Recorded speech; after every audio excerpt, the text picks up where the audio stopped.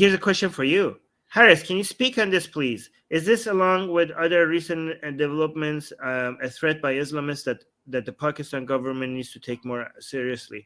So that the link associated with this question, it's a Reuters article saying 3 Islamists, 2 others killed, storming of Karachi police station. 3 Islamists and 2 others killed. So I spoke about it a couple of weeks ago. Did I speak on on Secular Jihadists? I can't remember, but there was this massive bomb blast in Peshawar, where a lot of and again Peshawar Mosque. Initially, so there's TTP, and then there's Afghan Taliban. A lot of intelligence says that these TTP guys are being sheltered and protected and sponsored by Afghan Taliban, but on surface they deny it. So Afghan Taliban said that we had nothing to do with that bomb blast. But since August last year, there have been close to 70 plus attacks, albeit a lot of them have been thwarted. But there is a general fear that these Islamists are coming. There's going to be a new wave of terrorism in Pakistan. A lot of people are concerned about it. A lot of people are talking about it. One of the biggest Barelvi cleric by the name of Mufti Taqi Usmani, I think I definitely spoke about it. So sorry, he's a deal, but hang on, let me bring it up.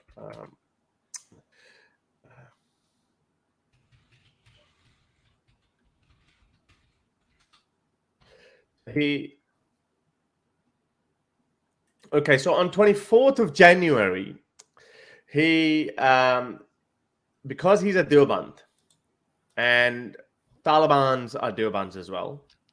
This is a common misunderstanding a lot of people make. Talibans are not Salafis; they are Deobands. Deobands is a subsect of Hanafi Islam, and they're pretty hardline as well. But there's a different one. So Deoband is a town in India, and that's where the madrasa was, and that's where this sect of Islam originated from. Taliban are Deobandis. There's the various other subsects of Deobandi is Islam as well. For example, Tablighi Jamaat. Let me give you a little head scratcher. Tablighi Jamaat, which means basically it's a missionary branch of Deobandi sect. They go all over the world. They get regular visas to every country you name it, every Western country you name it, and they go there. And those guys do have a good reputation. They haven't been involved in that, but they're also associated with Taliban. Not officially, but they just belong to the same sect of Islam, which is Deobandi. So anyway, so Mufti Taqi Usmani, who's the biggest name of Deoband school of thought in Pakistan, recently said, because there are these rising fears that the Taliban are coming for Pakistan. So he said, renowned scholar Mufti Muhammad Taqi Usmani on Monday issued a fatwa that any armed activity against the state of Pakistan is a rebellion and haram and prescribed according to the Islamic law. So a lot of people are wondering, why does he have to say that? Like, why did he have to issue a fatwa? It is a big deal when it's coming from this guy. I don't know if they have his photo. It looks very funny, that, by the way. Yeah, okay, no, he's a bit camera shy. To answer your question, there are these fears that the Taliban are coming, and the Pakistani government is in all sorts of trouble. The economy is faltering. There's no political stability. And the Islamists, jihadis, are knocking on the door. To be honest, I think about it and I give up. I don't know. Even if they gave me all the resources in the world and they made me the Prime Minister of Pakistan, I would tell everyone, get out of Pakistan. It just doesn't make it. I don't think the United States and other world powers will allow such a thing. That's the common misconception. We spoke about it. Okay, so let's it's too big of a threat. The fact that the Pakistan has atomic bombs, that will make the world powers not let such a thing happen. It's just too big of a threat for the planet. What about this contingency plan that Pakistan has got somewhere around about 70 to 150 nukes. Give them, they would be stored somewhere, and the Pakistan military would know about it. Give them $1 million each. Give each general $1 million each. And when you know that it's about to go down, just go in there, send in your Apache helicopters, and pull them out. Get out of there. If there's no nukes left, that's it. Nobody cares. Pakistan becomes insignificant. I know. I don't want it to be like that. I don't think it works like that. I don't want it to be like that. But I'm saying. No, but don't you think that the West is too fed up and done with Pakistan as well because of the double games they've been playing? It can't. It can't be. getting... It's just too many. You can't clean up atomic bombs like that. It's not. It doesn't. It's not that easy. Okay. If it, but the United people being fed up with Pakistan, they can't let go. You can't let go a country that has this many atomic bombs, and it's just impossible. It's impossible to just ignore it. You have to make sure that it's just too big of a threat for the planet. If Pakistan ever gets close to a failed state, the current government would just request the United States and NATO and everybody else just to come in, please help us, and they will gladly come in because they can't let it fall. Yeah, but then they would say they would have the rights to. They would have the legal United States and Germany and France and everybody would be within their international legal rights to come in because the current official government will be sending them an SOS, inviting them to come help. So it would just be filled with. But how is that going to happen? This country is run by TLP and these mindless people who have if there's such a Afghanistan was not that big of a threat to the world, right? Iraq wasn't, and the United States stepped in. Okay. Yeah, because they thought it was easier to manage them. Coming into Pakistan, this is not about managing. But coming into Pakistan, that would be seen as by all the religious parties, even people like Imran Khan would say that, they are coming to get our nukes. This is one of the number one point that they sell to the conservative market of Pakistan, that, hey, the West wants to take away our teeth, our fangs, our nukes. Okay,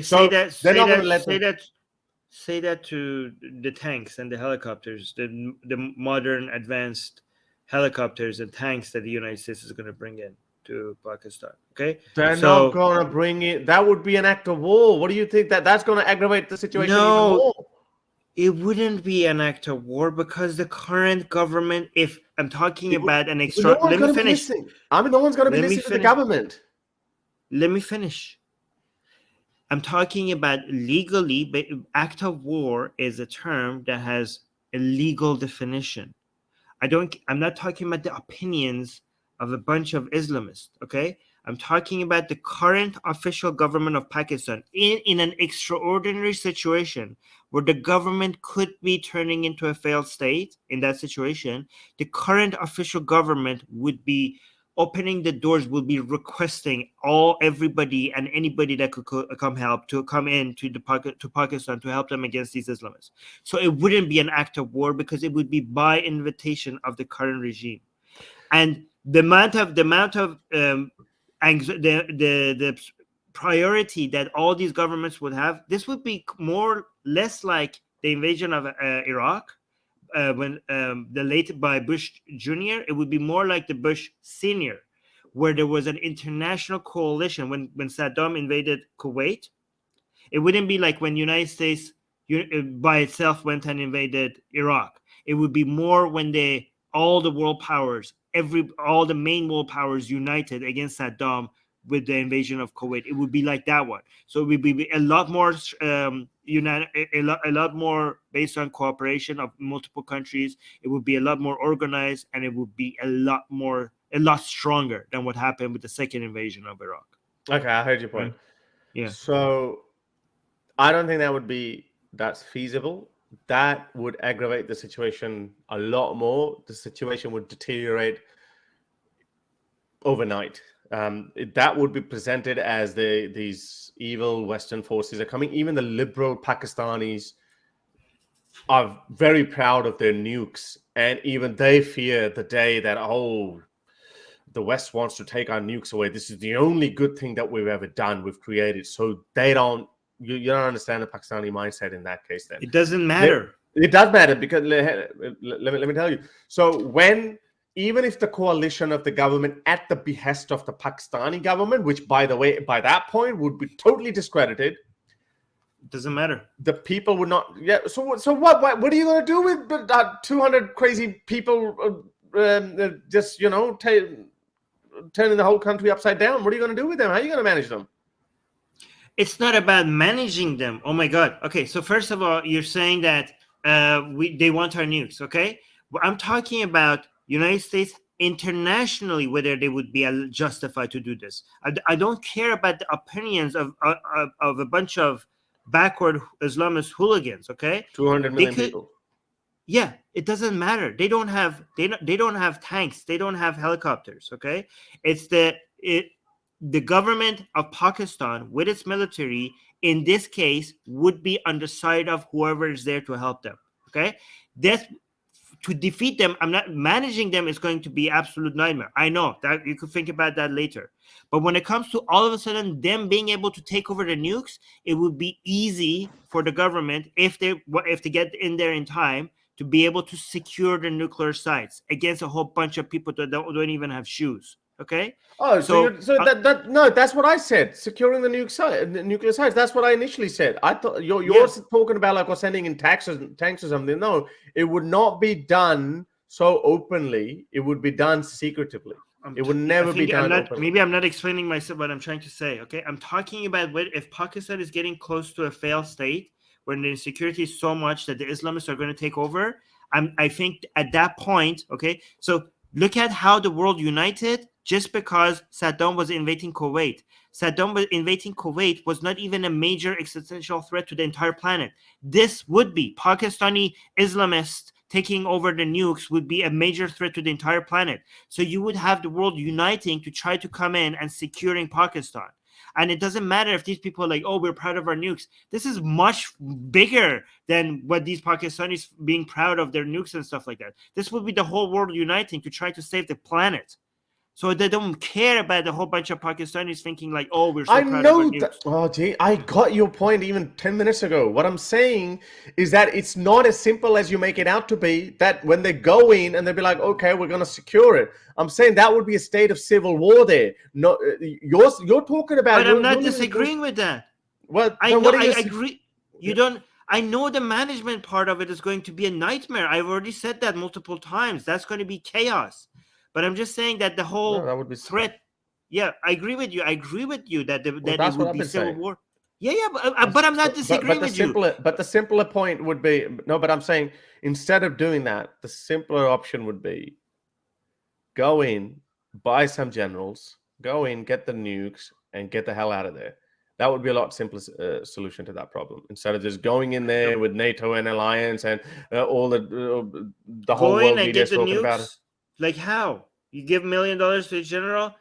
Like if in that case, like okay, then you just need one person for one of the nukes to just bid higher. Like I don't understand. You just need in that case. If you do that, it would be such a chaotic. Like I don't think you could do that. I don't think it would in the open market, in the black market. No, America, the governments, the US would be doing that, or the NATO would be doing that. They would already have contingency plans for it. They would already. They're not gonna be going to the black market saying, "Hey, that would cause more problem than solve it." If you're like, "Hey guys, we're buying nukes for $1 million each," okay? Because in the black market they are worth. They're not going to send an email, okay? They would already have had conversation with these people. It would come out. It would leak. This information would leak. That would make the situation more chaotic. Not less than sending tanks. Okay, so anyway. I'm not. Okay, no. Okay, less than sending tanks. I wasn't talking about sending tanks now. I'm talking about when the things are already. If you're already at the failed state situation, then I'm talking about that tanks. Too. Yeah, I'm talking about that too. Just when we know that this country is going down. To have your questions answered on the next live stream, become my patron today. You can do so with as little as $1 a month. Link in the description below.